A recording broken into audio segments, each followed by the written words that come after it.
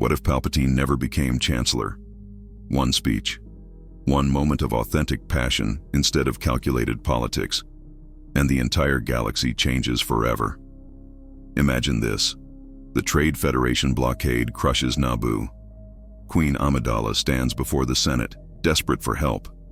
Senator Palpatine whispers his familiar poison: call for a vote of no confidence, destroy Valorum, clear my path to power. But what if she ignores him? What if instead of political manipulation, she chooses raw, honest truth? This single decision doesn't just save Naboo. It prevents the Clone Wars. It stops the Empire before it begins. It saves Anakin Skywalker's soul. The most powerful Sith Lord in galactic history never rises to power, and everything we know about Star Wars gets rewritten. But how does it happen? And what does this new galaxy look like? Let's dive in. The great Senate chamber buzzes with the usual mixture of boredom and barely contained ambition. In her private quarters moments before, Senator Palpatine had approached Queen Amidala with his characteristic measured steps. "Your Majesty," his voice carries that familiar tone of grandfatherly concern. "You understand what must be done today. The Senate has failed Naboo. Chancellor Valorum has shown himself weak and ineffective. When you address the chamber, you must call for a vote of no confidence. It is the only way to save your people." Padme turns to face him, and for a moment, something flickers in her dark eyes. "Senator, I've been thinking about your advice all night. You speak of political necessity, but what about moral responsibility? What about speaking truth to power instead of simply changing who holds that power?" Palpatine's smile never wavers, but those watching closely might notice the briefest tightening around his eyes. "My dear child, idealism is admirable, but your people are dying. Politics is the art of the possible, not the art of the perfect." "Perhaps," Padme replies, her voice growing stronger, "but maybe it's time someone reminded this Senate what the possible really looks like when we speak with conviction rather than calculation." Hours later, the great Senate chamber buzzes with the usual mixture of boredom and barely contained ambition. Senators float in their pods, some engaged in heated debate, others conducting private business, most simply waiting for the session to end so they can return to more pressing matters. The Trade Federation representatives sit smugly in their pod, confident that their political maneuvering has neutralized any serious threat to their blockade. Chancellor Valorum calls for order, his voice carrying a weariness born of too many battles lost to bureaucracy. The chair recognizes Queen Amidala of Naboo, who has requested to address this body regarding the Trade Federation's actions. As Padme's pod floats to the center of the chamber, the noise gradually dies down. She stands at the podium, her white gown and elaborate makeup making her appear almost ethereal against the vast backdrop of the Senate. But when she speaks, her voice carries a power that has nothing to do with political artifice. "Honorable delegates of the Republic," she begins, her words echoing in the sudden silence. "I come before you not as a queen seeking favors, but as a representative of suffering people who still believe in the ideals this body was founded to protect." Senator Palpatine leans forward in his pod, expecting the rehearsed speech they had discussed. Instead, he hears something that chills him to his core. "For weeks, the Trade Federation has strangled my world with an illegal blockade. They have invaded our cities, occupied our palaces, and terrorized our citizens. Children go hungry while we debate procedure. Families flee their homes while we argue jurisdiction. And through it all, I have been counseled to accept this as the price of political reality." The chamber is now completely silent, every delegate hanging on her words. "But I reject that reality," Padme declares, her voice rising with passion. "I reject the notion that suffering must be endured while justice is debated. I reject the idea that corporate greed should triumph over sentient rights simply because it is politically convenient." She pauses, letting her gaze sweep across the assembled delegates, making eye contact with senators from a dozen different worlds. "Look around you, honored representatives. This chamber represents thousands of worlds, billions of beings, countless cultures and civilizations united under one banner.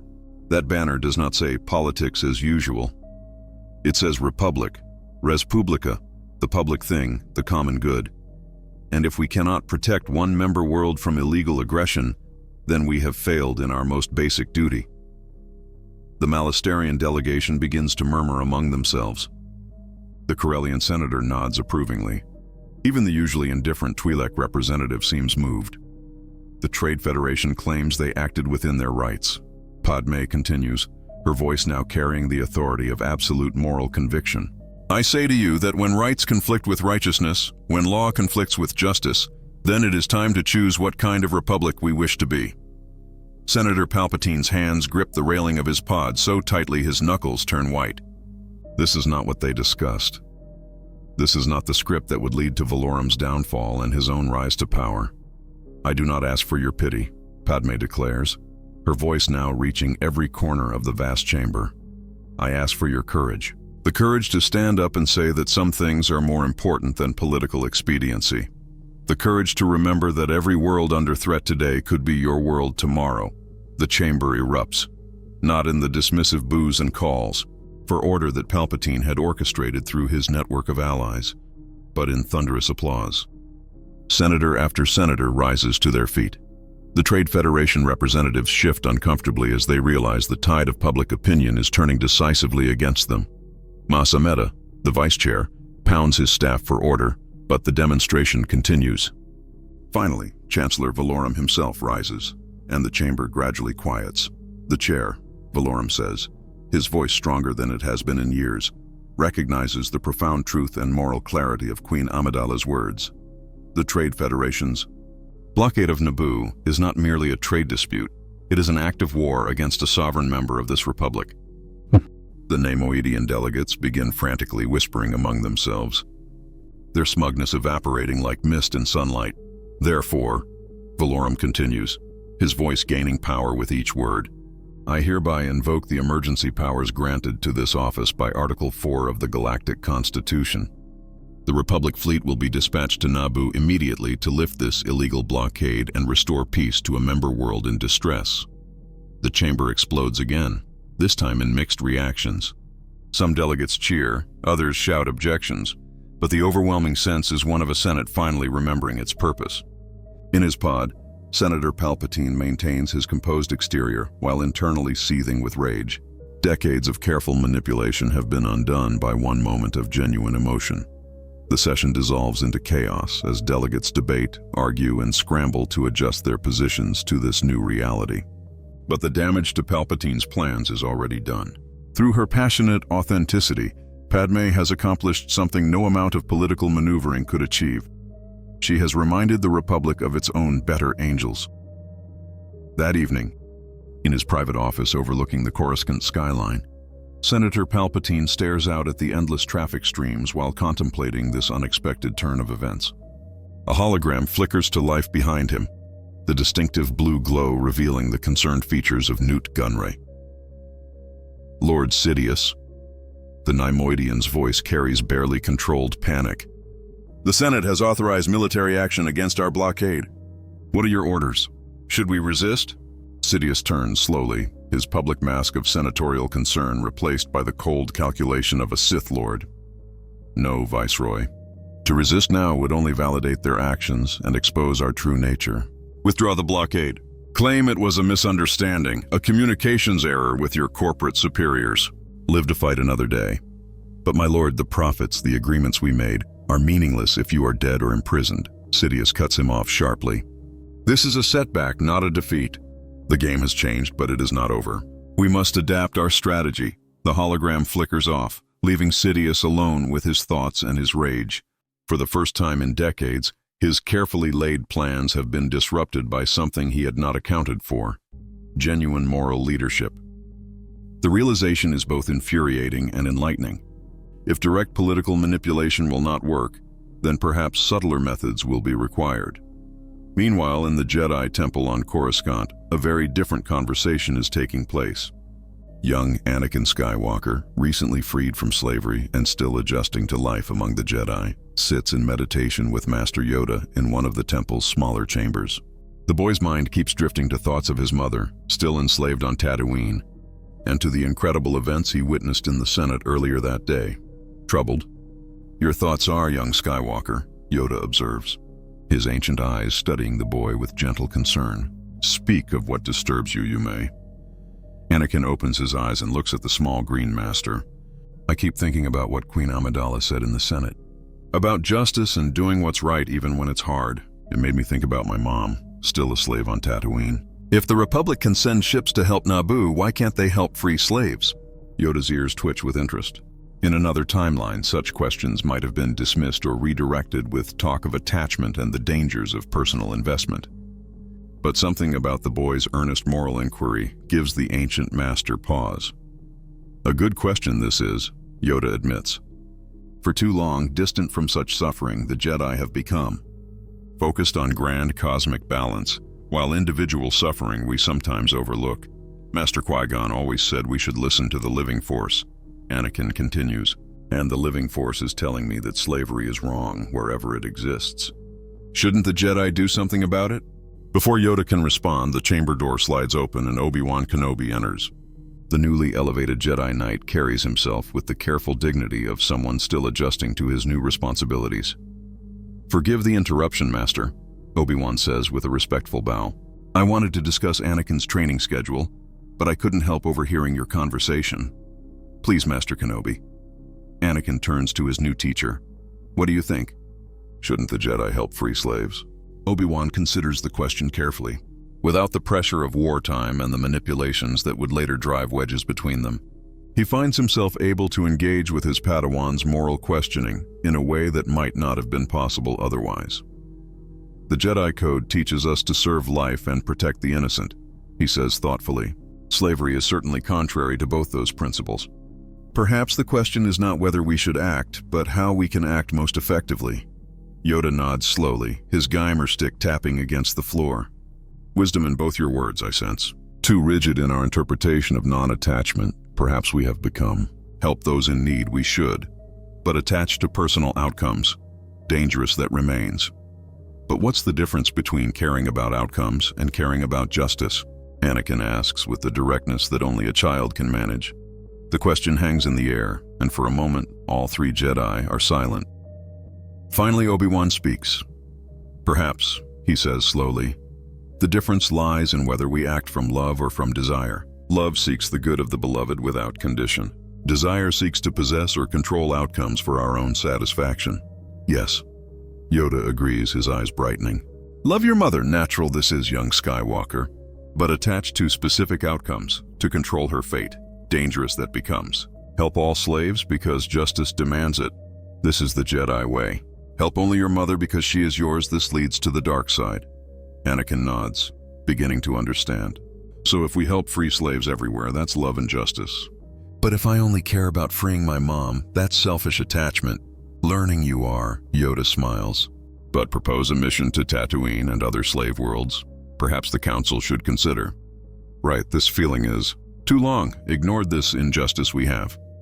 This conversation represents something that would have been impossible in the original timeline, the beginning of the Jedi Order's evolution. Without the pressure of the Clone Wars and Palpatine's manipulations, they have the luxury of self-examination and growth. 6 months pass, and the galaxy begins to feel the effects of what historians will later call the Naboo Awakening. Chancellor Valorum, energized by his successful handling of the Trade Federation crisis, embarks on an ambitious program of reform. Corruption investigations are launched, corporate influence is curtailed, and the Senate begins to function with the efficiency not seen in decades. On Naboo, the liberation has been swift and complete. Republic forces easily overwhelm the surprise Trade Federation fleet. The droid armies shut down and the blockade lifted. Queen Amidala returns to her palace not as a refugee seeking aid, but as a leader who reminded the galaxy of its own principles. But perhaps the most significant change is taking place on Sereno, where Count Dooku walks through his estate gardens in deep contemplation. The former Jedi Master has spent years growing increasingly disillusioned with both the Republic and the Jedi Order, seeing corruption and complacency where there should be justice and action. His disillusionment had made him susceptible to the whispered promises of a mysterious figure who claimed to offer a path to true power. But the events on Naboo have given him pause. For the first time in years, he has seen the Senate act with moral clarity, seen the Republic remember its founding principles. A hologram flickers to life beside him as he walks, the cloaked figure of Darth Sidious. My old friend, the Sith Lord's voice carries its usual honeyed poison. Surely you see that this changes nothing. One moment of competence cannot erase decades of systemic failure. The Republic remains corrupt, the Jedi remain passive, and the galaxy continues to suffer. Dooku stops walking and turns to face the hologram. Perhaps you are right, my mysterious ally. But I have witnessed something I thought I would never see again, the Republic actually living up to its ideals. Queen Amidala's speech, Chancellor Valorum's decisive action. It suggests that reform may be possible after all.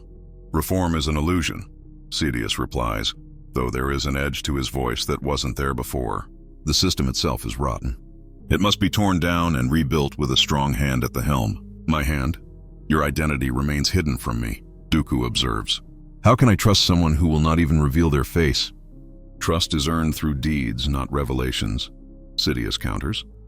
Have I not provided you with knowledge, with resources, with purpose? You have provided me with anger and promises of revenge, Dooku replies. But anger is a poor foundation for justice, and revenge serves only oneself.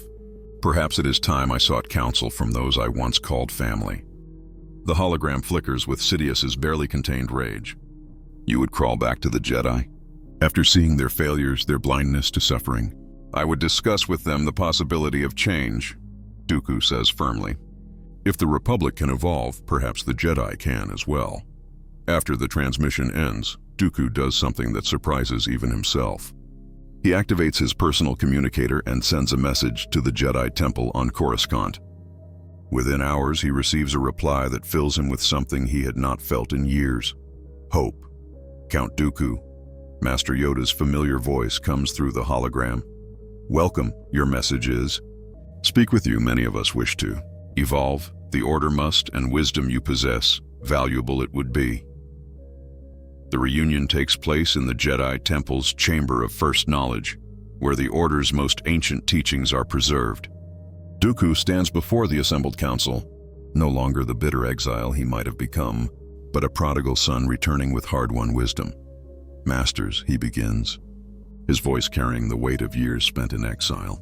I have spent too long wallowing in anger over the Jedi's failures, but recent events have shown me that change is possible, that institutions can grow and evolve if they are willing to confront their shortcomings honestly. Master Windu leans forward, his expression skeptical but not hostile. What changes do you propose, Count? What failures do you see that we have been blind to? The Order has become too insular, Dooku replies, too focused on meditation and philosophy while the galaxy suffers around us. We speak of balance in the Force while ignoring the gross imbalances in society, slavery, poverty, oppression. We have confused non-attachment with indifference. Strong words these are, Yoda acknowledges, but truth in them I sense. Too comfortable in our temple we have become, too distant from those we serve. There is wisdom in what you say, Master Yoda agrees. But how do you propose we change without losing what makes us Jedi? Dooku's eyes light up with the passion that once made him one of the Order's greatest knights. We become what we were always meant to be, guardians of peace and justice, not just guardians of the peace. We engage with the galaxy's problems directly, not from the safety of our temple. We use our abilities to uplift the downtrodden, not just to maintain the status quo. The debate continues for hours, touching on fundamental questions about the Jedi's role in galactic society. It is a conversation that would have been impossible in the original timeline, where war and manipulation would soon tear the Order apart. Here, without those pressures, the Jedi have the opportunity to grow. 3 years pass, and the changes throughout the galaxy are remarkable. Under Valorum's reformed leadership, the Republic begins to address systemic problems that have been ignored for generations. Corruption is rooted out systematically, corporate influence is curtailed by new regulations, and member worlds that have been neglected suddenly find themselves receiving aid and attention. The Jedi Order, inspired by Count Dooku's return and Anakin Skywalker's moral questioning, embarks on what they call the Living Force Initiative. Jedi teams are dispatched not just to resolve conflicts, but to address their underlying causes. Slavery is abolished on dozens of worlds, including Tatooine, where Anakin is finally able to free his mother and relocate her to Naboo. Thank you. Ani, Shmi Skywalker says as she embraces her son in the garden of a small house on Naboo's lake country. Not just for freeing me, but for becoming the man I always knew you could be. Anakin, now 18 and a full Jedi Knight, smiles at his mother. I couldn't have done any of this without the Jedi teaching me to channel my passion into justice rather than letting it become anger. Standing nearby, Padme Amidala watches the reunion with quiet satisfaction. Now 24 and serving as Naboo's senator after completing her terms as queen, she has become one of the Republic's most respected voices for reform. Your son has grown into quite a remarkable young man, she tells Shmi. The galaxy is better for having him in it. The relationship between Anakin and Padme has developed naturally over the years, built on shared values and mutual respect rather than the desperate circumstances and forbidden attraction of the original timeline. Their friendship is deep and genuine, unmarked by the secrecy and turmoil that would have characterized their romance otherwise. Senator, Anakin says, turning to Padme, have you given any thought to Master Yoda's suggestion about running for Chancellor? Padme looks thoughtful. It's a tremendous responsibility, and frankly, I'm not sure the galaxy needs another politician. What it needs is leaders who remember that power is meant to serve others, not oneself. Which is exactly why you should run. Anakin replies, the best leaders are often those who don't seek power for its own sake. Their conversation is interrupted by the soft chime of Padme's communicator. The hologram that appears shows the concerned face of Chancellor Valorum. Senator Amidala, he says, I'm sorry to interrupt your leave, but we have a situation developing. There have been several coordinated attacks on Republic installations in the Mid-Rim. The perpetrators appear to be using advanced weaponry that we don't recognize. Padme exchanges a look with Anakin. What kind of attacks, Chancellor? Supply convoys ambushed, communications relays destroyed, and most concerning, a Republic medical facility on Ryloth was completely destroyed. The attackers showed no interest in stealing supplies or taking prisoners. This appears to be terrorism designed to destabilize confidence in Republic security. Anakin's expression hardens. Chancellor, with your permission, I'd like to investigate these attacks. Something about this feels coordinated, too sophisticated to be random piracy. I was hoping you would say that, young Skywalker. The Jedi Council has already approved your mission. But be careful. Whoever is behind this has resources and knowledge that suggest a larger organization. As the hologram flickers off, Anakin and Padme look at each other with growing concern. They have spent 3 years watching the Republic heal and grow stronger. Now, someone is trying to tear it down. Unknown to them, in a hidden facility in the deep core, Darth Sidious stands before a massive holographic display showing the locations of the recent attacks.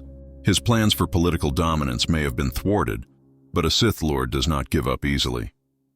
If he cannot rule through manipulation and deception, then perhaps chaos and fear will serve his purposes instead. Lord Sidious, a figure approaches from the shadows. It is not Dooku who has returned to the light, but another fallen Jedi, one whose identity remains hidden beneath a dark hood. The attacks have proceeded as planned, the figure reports. Republic confidence is beginning to waver. How shall we proceed? Patience, Sidious replies, his yellow eyes glowing in the darkness. These attacks are merely the opening moves. The Republic may have found its moral center, but morality is weakness when faced with sufficient terror. We will show them that their reformed government cannot protect them, and in their desperation, they will turn to whoever promises them security. And if they do not, Sidious's smile is cold and cruel. Then we will escalate until they have no choice. The galaxy will kneel before the dark side one way or another. The investigation into the attacks leads Anakin and a team of Jedi across multiple star systems. Each attack site tells the same story: professional execution, advanced weaponry, and a complete disregard for civilian casualties. But more troubling is what they discover about the attackers themselves. Master, Ahsoka Tano reports to Anakin as they examine the wreckage of the Ryloth medical facility. Now 19 and a skilled Jedi Knight in her own right, she has been Anakin's partner in the investigation. I've found traces of dark side energy at each attack site. Whoever is behind this has Force-sensitive operatives. Dark Jedi, Anakin muses, his expression troubled. But working for whom? And why target civilian installations instead of military ones? Their answer comes sooner than expected. As they prepare to leave Ryloth, their ship is intercepted by a small fleet of unmarked vessels. The lead ship broadcasts a message that chills them to the bone. Jedi, a mechanically distorted voice announces, "You have meddled in affairs beyond your understanding. The Republic's false prosperity will crumble, and from its ashes will rise a new order. Submit now, and your deaths will be quick." Anakin's response is to ignite his lightsaber. "Ahsoka, get to the communications array. We need to warn the Republic about what we've found." The battle that follows is unlike anything the Jedi have faced since the ancient wars with the Sith. The attackers use not just advanced technology, but dark side powers that twist and corrupt everything around them. Several of their operatives are revealed to be fallen Jedi, their faces twisted by years of embracing darkness. Anakin Skywalker, one of them, snarls as they duel among the wreckage of the medical facility. The famous Chosen One. "How does it feel to watch your precious Republic crumble around you?" "The Republic is stronger than you think," Anakin replies, his blue lightsaber clashing against his opponent's red blade. "And it's built on something you can never understand. Hope." "Hope?" The fallen Jedi laughs bitterly. "Hope is an illusion. There is only power and those too weak to seek it. Your master teaches you lies. My master taught me that power without compassion is just destruction." Anakin counters, pressing his attack. And destruction always destroys the destroyer in the end. The duel is fierce but brief. Anakin's clarity of purpose, his connection to the light side of the Force, and his years of training without the corruption of anger and fear make him more than a match for his fallen opponent. But as the dark Jedi falls, he smiles with his dying breath. "You think you have won," he whispers, "but this is only the beginning. My master has plans within plans, and even your precious Chosen One cannot stop what is coming." The message Ahsoka manages to transmit back to Coruscant confirms the Republic's worst fears. They are facing not random terrorism, but an organized campaign orchestrated by someone with vast resources and knowledge of both Republic weaknesses and Jedi capabilities. In the Senate chamber, Chancellor Valorum addresses an emergency session with grim determination. "Citizens of the Republic," he declares, "we face a threat unlike any in our recent history. Not an external enemy with whom we can negotiate, but a shadow organization dedicated to destroying everything we have built." The response from the Senate is immediate and unified in a way that would have been impossible under Palpatine's manipulations. Without his agents sowing discord and his behind-the-scenes maneuvering, the legislative body responds to crisis with the efficiency and purpose it was designed for. Chancellor, Senator Organa of Alderaan, speaks for many when he rises to address the chamber. "The people of the Republic stand behind whatever measures are necessary to protect our citizens and preserve our democracy." But even as the Republic rallies against this new threat, a more personal drama is unfolding. In her private office, Senator Padme Amidala meets with a delegation of senators who have come to make a formal request. Senator, the elder statesman from Malastare, speaks with grave formality. "We come to you not as colleagues, but as citizens who have watched your leadership over the past 4 years. The Republic needs new leadership, someone who embodies the principles that saved us from the Trade Federation crisis." "You want me to run for Chancellor," Padme says. "Though it's not really a question. We want you to save the Republic," the senator from Corellia adds. Again. Padme stands and walks to the window overlooking the Coruscant skyline, now darkened by emergency security measures. The Republic doesn't need saving. It needs protecting. And protection requires not just good intentions, but the will to do what must be done, even when it's difficult. Which is exactly why we need you. The Malastarian senator presses. "Chancellor Valorum is a good man, but this crisis requires more than goodness. It requires the kind of moral courage you showed 4 years ago." As the delegation leaves, Padme finds herself alone with her thoughts and the weight of a decision that could reshape the galaxy's future.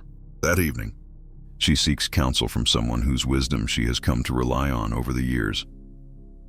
"Master Yoda," she says as she enters the small chamber in the Jedi temple where the ancient Jedi often meditates, "I need your guidance." Seeking advice about the chancellorship. "You are," Yoda observes without opening his eyes. "Heavy this burden feels to you. How did you know?" "Know many things the Force allows me to," Yoda chuckles, finally opening his eyes to look at her. "But sense your turmoil I did not need the Force for. Concerned about the responsibility you are, but more concerned about failing those who trust you." Padme sits across from the small Jedi Master. her usual senatorial composure giving way to the vulnerability of someone facing an impossible choice. 4 years ago, I spoke from my heart and somehow managed to remind the Republic of its better nature, she says quietly. But what if that was just luck? What if I don't have the strength to lead in truly dark times? Yoda muses, tapping his gimmer stick on the floor. Fear failure, you do. But tell me, young senator, what do you fear more? Failing in the attempt, or never attempting at all? The question hangs in the air between them, carrying the weight of destiny. I fear what happens to the galaxy if I'm not strong enough, Padme admits. I fear that people will suffer because I wasn't adequate to the challenge. Suffer people will, if dark forces triumph, Yoda agrees. But suffer they will also if good people refuse to lead because adequate they feel not. Perfect, no leader is, but sincere in service, some are, while others serve only themselves. How do I know which I am? Ask yourself this question. Seek the chancellorship for what you can gain, or for what you can give? Answer to that question, guide you it will. Padme considers this, and slowly her expression becomes more resolute. I seek it for what I can give, for what I can protect. Then ready you are. Yoda nods approvingly. Win the election you may, or win it you may not. But try you must, for in the trying, serve the force you do. The election campaign that follows is unlike any in recent Republic history. Without Palpatine's shadowy influence manipulating events from behind the scenes, it becomes a genuine contest of ideas and vision. Padme's main opponent is Senator Team of Malastare, a competent administrator, but a creature of the political establishment. The debates are substantive, focusing on real issues rather than manufactured controversies.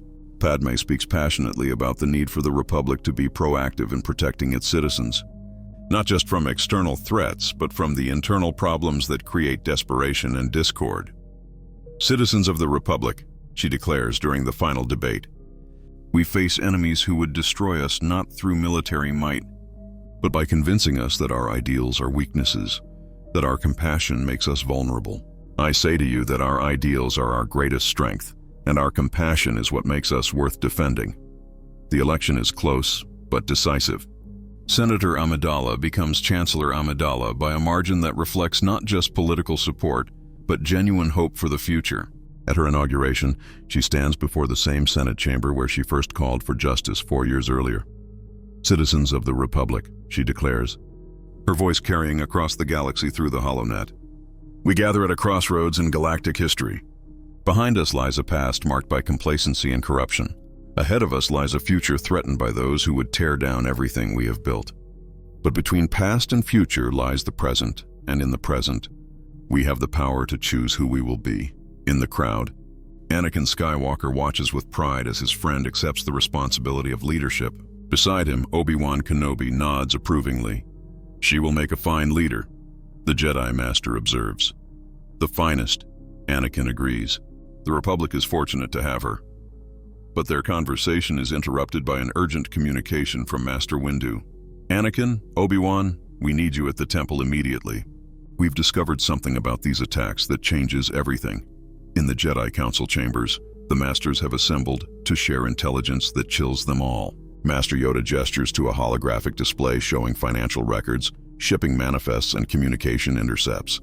Connected, all these attacks are, he announces grimly. But deeper the connection goes. Behind this shadow organization, a single mind we sense. Strong in the dark side, this mind is familiar, it feels, though identify it we cannot. Master. Anakin steps forward. During my investigation, one of the attackers mentioned his master. He spoke as though this person was someone I should recognize, but wouldn't reveal their identity. Troubling this is, Yoda muses. Hidden enemy we face, one who knows us but reveals not himself. Patient he is, methodical. Strike when we are unprepared, he seeks to. Master Windu leans forward, his expression grim. There's something else. The attacks aren't random. They're designed to create specific responses, to push the Republic toward militarization and centralized control. It's as if someone is trying to recreate the conditions that would have led to the old Emergency Powers Acts. The realization hits the assembled Jedi like a cold wave. Someone is trying to manipulate the Republic into abandoning its democratic principles, just through different means than originally planned. A Sith Lord, Obi-Wan says quietly. It has to be. No one else would have the patience, the resources, and the knowledge of both politics and the Force to orchestrate something like this. But which Sith Lord? Anakin asks. And why now, when the Republic is stronger than it's been in generations? The answer comes from an unexpected source. As the Council debates, a holographic message is received, addressed specifically to Chancellor Amidala, but intended for the Jedi as well. The figure that appears is cloaked in shadow, his face hidden, but his voice carrying a weight of ancient malevolence. Citizens of the Republic, the figure begins. You have enjoyed a brief respite from the chaos that is your natural state. You have convinced yourselves that reform and idealism can overcome the fundamental darkness of sentient nature.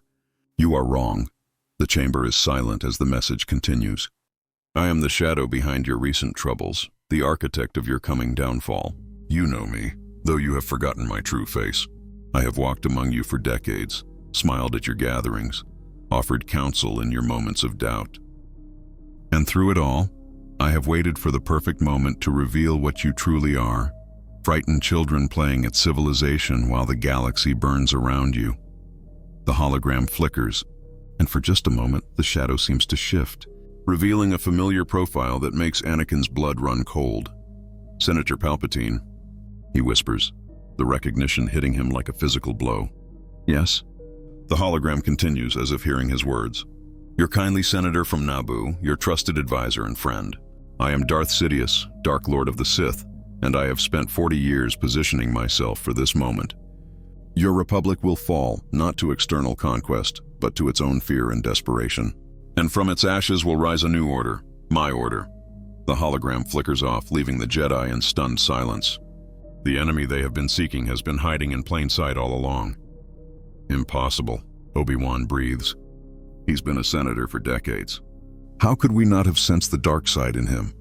Concealed his presence he has, Yoda says sadly, his ears drooping with the weight of this revelation. Clouded our vision, his deception has.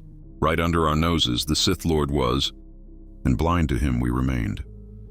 Anakin's hands clench into fists, anger building within him, but not the corrupting anger that might have consumed him in another timeline. This is the clean anger of justice confronting injustice, tempered by years of proper training and emotional balance. He's been manipulating everyone, Anakin realizes. The Trade Federation crisis, the attacks on Republic facilities, even his advice to Chancellor Amidala. It's all been part of some larger plan. But what plan? Master Windu asks. If his goal was political power, he's already failed.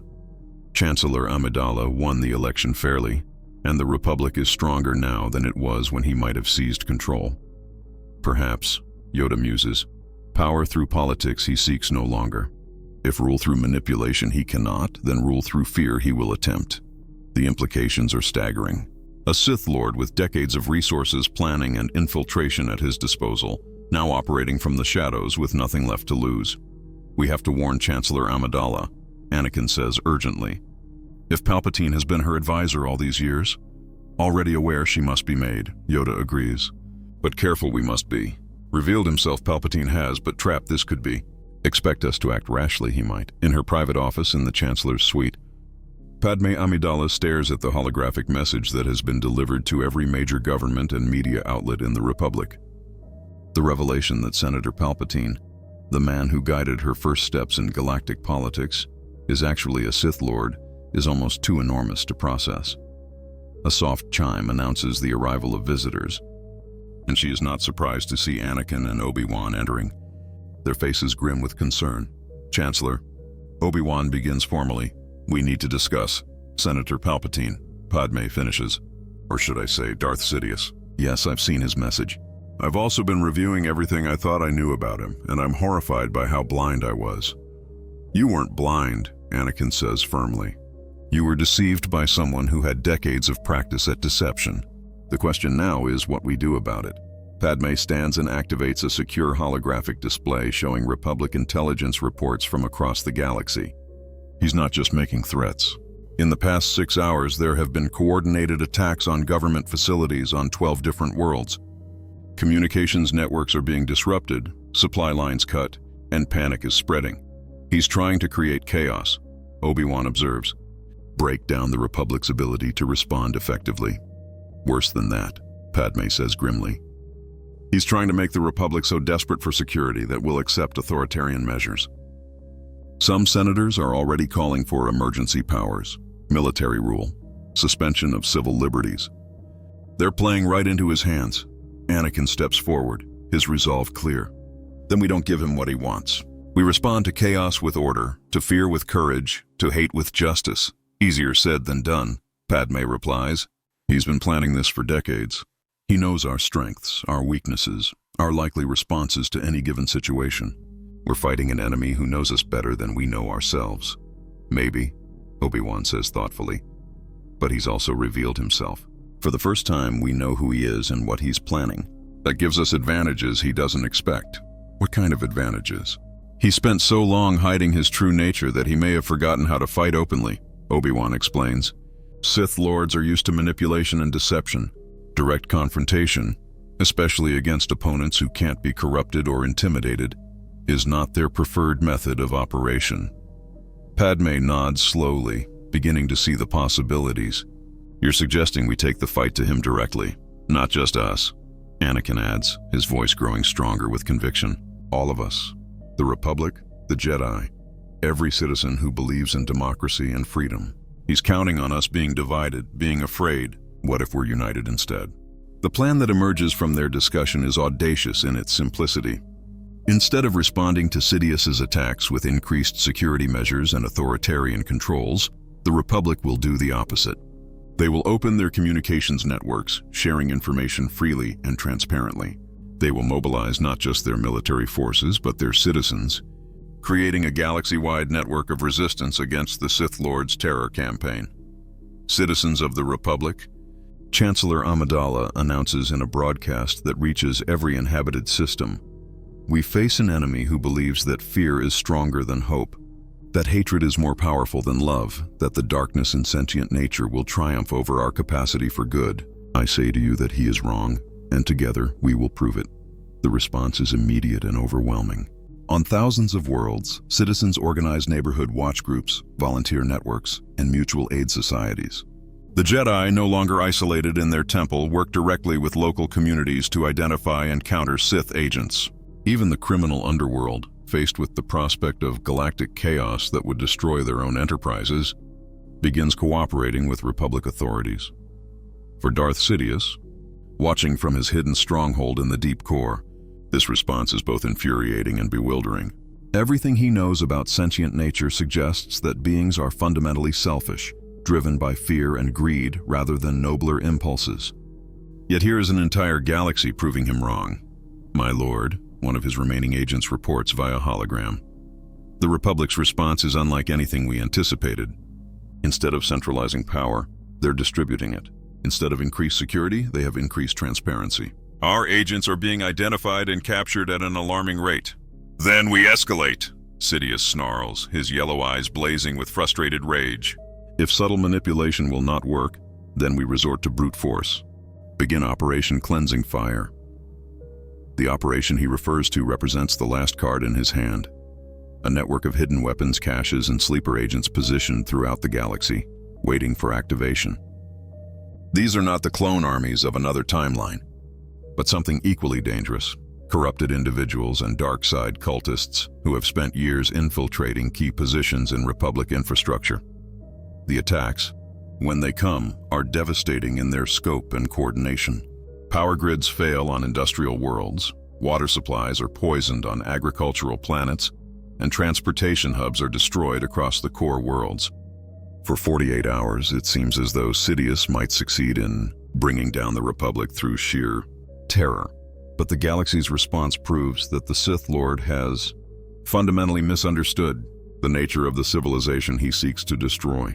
Instead of panic and desperation, the attacks generate determination and solidarity. Citizens who have never considered themselves heroes risk their lives to restore power, distribute clean water, and maintain transportation networks through improvised solutions. On Coruscant, Anakin Skywalker leads a team of Jedi and Republic engineers in restoring the planetary defense grid after Sith saboteurs destroyed the main control center. Working without sleep for 3 days straight, they manage to bring the system back online just as Sidious launches what he intends to be his final assault. The attack comes from a massive dreadnought that emerges from hyperspace directly above Coruscant, bristling with weapons that could reduce the planet's surface to molten slag. But instead of the crippled, desperate world he expected to find, Sidious discovers a planet united in defiance, citizens of the Republic. His voice broadcasts from the dreadnought as it takes position over the Senate district. You have 48 hours to surrender unconditionally. Dissolve your government, disband your military, and accept the rule of the Sith, or I will demonstrate the futility of resistance by reducing your capital world to ash. The response comes not from Chancellor Amidala or the Jedi Council, but from an unlikely source, a group of younglings from the Jedi Temple, broadcasting on all frequencies throughout the galaxy. Mr. Sith Lord, a 10-year-old Twi'lek girl says. Other young voices join in, human, alien, from every corner of the galaxy, as children who have grown up in the reformed Republic speak directly to the ancient evil threatening their world.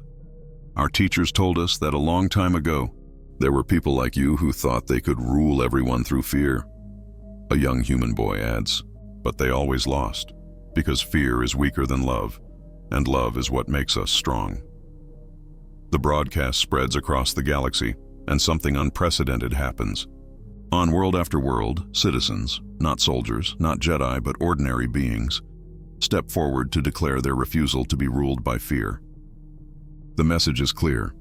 This is not just a conflict between governments or ideologies, but between two fundamentally different visions of what sentient life can be. For Sidious, the realization is crushing. He has spent decades believing that fear and hatred were the dominant forces in galactic civilization, that beings were fundamentally selfish and could be controlled through their worst impulses. The sight of an entire galaxy united not by a common enemy, but by a common commitment to something greater than themselves, shakes him in ways that no military defeat could. No, he whispers, staring at the displays showing demonstrations of solidarity on thousands of worlds. This is impossible. Sentient nature is selfish, cruel, dominated by fear. It must be. But even as he speaks, he knows the truth. His fundamental understanding of the galaxy and its peoples has been proven wrong. The dark side has always drawn its power from the negative emotions of sentient beings. But what happens when those beings choose hope over fear, love over hate, unity over division? The final confrontation comes not as a massive battle, but as something far more personal. As Sidious prepares to fire on Coruscant in a last desperate attempt to prove his philosophy through destruction, his dreadnought is infiltrated not by an army, but by three individuals, Chancellor Amidala, Anakin Skywalker, and Obi-Wan Kenobi. They make their way through the ship's corridors, not as conquerors, but as people trying to reach another person who has lost his way. When they finally stand before Sidious in his command chamber, surrounded by the dark side artifacts and Sith lore that have shaped his worldview for decades, the conversation that follows is unlike any confrontation between Jedi and Sith in galactic history. Sheev Palpatine, Padme says, using his real name with quiet sadness, "It doesn't have to end this way. You can still choose differently." The old man, for stripped of his political persona and Sith artifacts, he appears as nothing more than an old man consumed by his own hatred, looks at her with yellow eyes that burn with decades of accumulated rage. Choose differently? He laughs bitterly. I have seen the true nature of this galaxy. I have watched beings tear each other apart for resources, for power, for the simple pleasure of causing pain. Everything I have done has been to impose order on chaos, to create stability through strength. Through fear, Anakin corrects.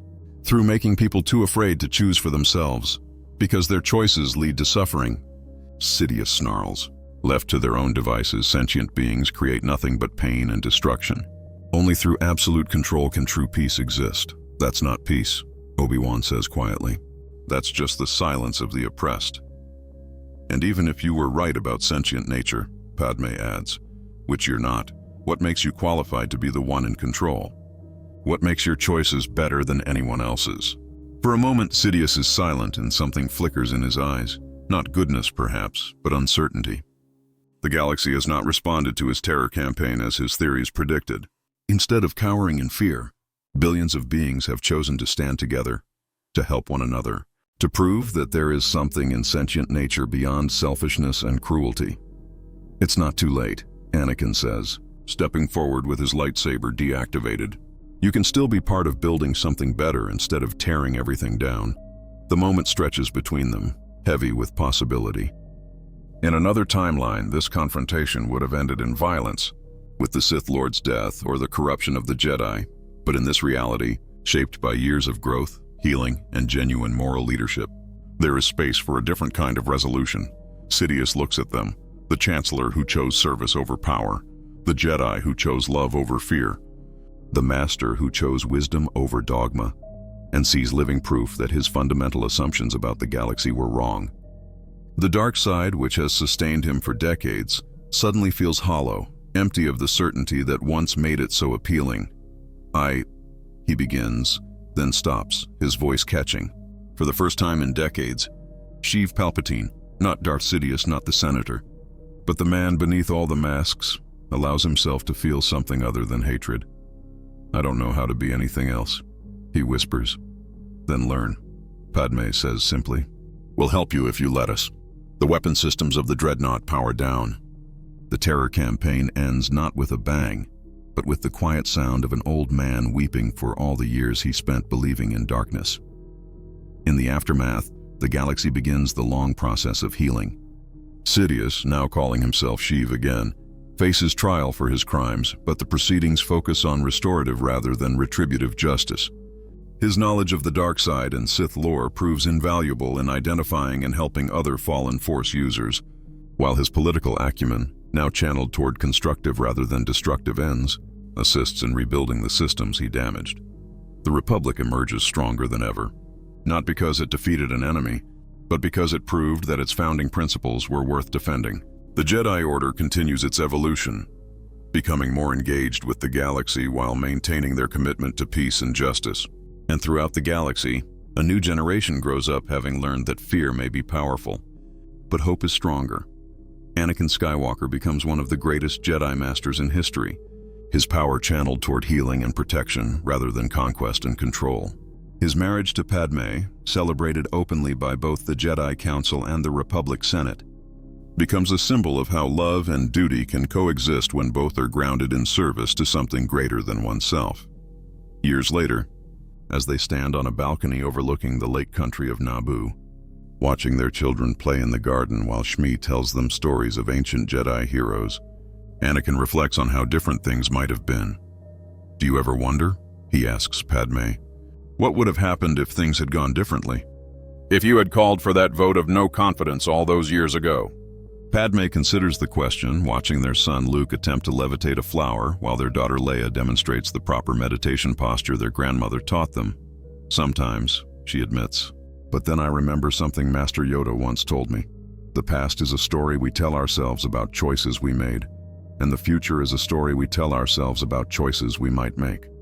The only thing that really matters is the story we're writing right now, in this moment. Anakin nods, understanding. In another timeline, their story might have been one of tragedy, of love corrupted by fear and hope twisted into despair. But in this reality, shaped by courage and compassion, moral clarity and mutual support, their story is one of joy. What story are we writing now? He asks. Padme smiles, taking his hand as their children's laughter rings across the water. The best one we can. And in the Force, which binds all things together, there is balance.